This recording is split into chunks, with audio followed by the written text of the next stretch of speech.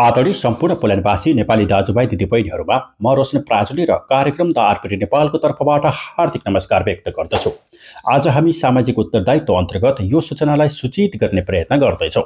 पोल्यान्डमा राजधानी सेवाका लागि घुम्ती शिविर सञ्चालन गर्न नेपाली राजदूतावास बर्लिन जर्मनीद्वारा सूचित गरिएको अत्यन्त जरुरी सूचनालाई संक्षिप्त जानकारी गर्ने प्रयत्न गरिरहेका छौँ। पोल्यान्डको वार्सोमा यस दूतावासले राजधानी विभाग काठमाडौँसँगको सहयोगमा तथा अवैतनिक दूतावास वार्सो र गैर आवासीय नेपाली संघ राष्ट्रिय समन्वय परिषद पोल्यान्डसँगको समन्वयमा आगामी विक्रम सम्वत 2081 चैत्र 20 देखि 22 गतेसम्म अर्थात् सन् 2025 अप्रिल 2 देखि 4 सम्म राजधानी सेवा घुम्ती शिविर सञ्चालन गर्ने बेहोरा सम्बन्धित सबैमा जानकारी गराएको छ। साथै सम्बन्धित सेवा लाभ लिने व्यक्तिहरूले ध्यान दिनुपर्ने विषयहरू: 1. सन् 2026 अप्रिल 2 अगावै म्याच सकिन लागेकाहरूले लाभ लिन सक्नुहुनेछ। 2. आवश्यक कागजात अन्तर्गत सक्कल नागरिकता र सो प्रतिलिपि, नाबालकको हकमा नाबालक परिचय पत्र र आमा बाबुको नागरिकताको प्रतिलिपि, सक्कल राहदानी र सोको प्रतिलिपि। 3. अनलाइन फारमको बारकोड सहितको प्रिन्ट कपी। 4. अनलाइन फारम भर्दा नेपाली नागरिकताको दुवै भाग र राहदानी फोटो भएको पेज र नजिकको व्यक्ति भएको पेज अपलोड गर्नु पर्नेछ। 5. विद्युतीय राहदानी नवीकरणका लागि अनलाइन एप्लिकेसन फारम भर्ने तथा एपोइन्टमेन्ट लिने तरिकालाई समावेश गरिएको छ। 6. स्लोट छनौट गर्नुपर्ने मितिहरू मार्च 29 गते शनिबार र मार्च 30 गते आइतबार राखिएको छ।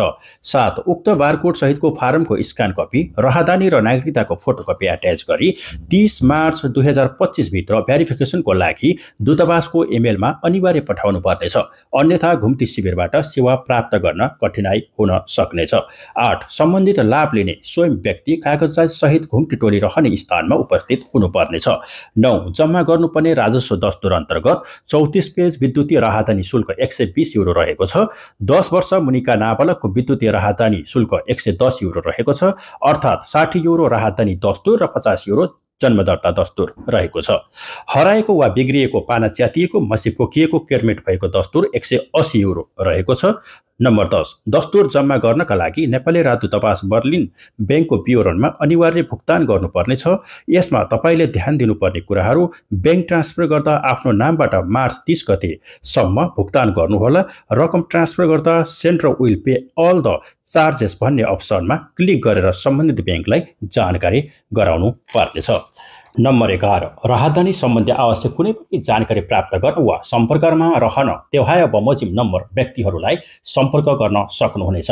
डाक्टर भोजराज सुवेदी, प्रेम भण्डारी, जितेन्द्र चौधरी, अनिल थापा, कुलबहादुर श्रेष्ठ, पवन खड्का, उदयराज गिरी, शेरबहादुर परियार। साथै नेपाली राजदूतावास बर्लिन जर्मनी सम्पूर्णमा हार्दिक अपिल पनि व्यक्त गर्दछ कि यो घुम्ती सेवा लिने सेवाग्राही नेपालीहरूमा फर्म भर्न कुनै समस्या भएमा जान्ने व्यक्तिहरूले उहाँहरूलाई सहयोग गरी जिम्मेवार नागरिकको भूमिका निर्वाह गर्न पनि आग्रह गरेको छ।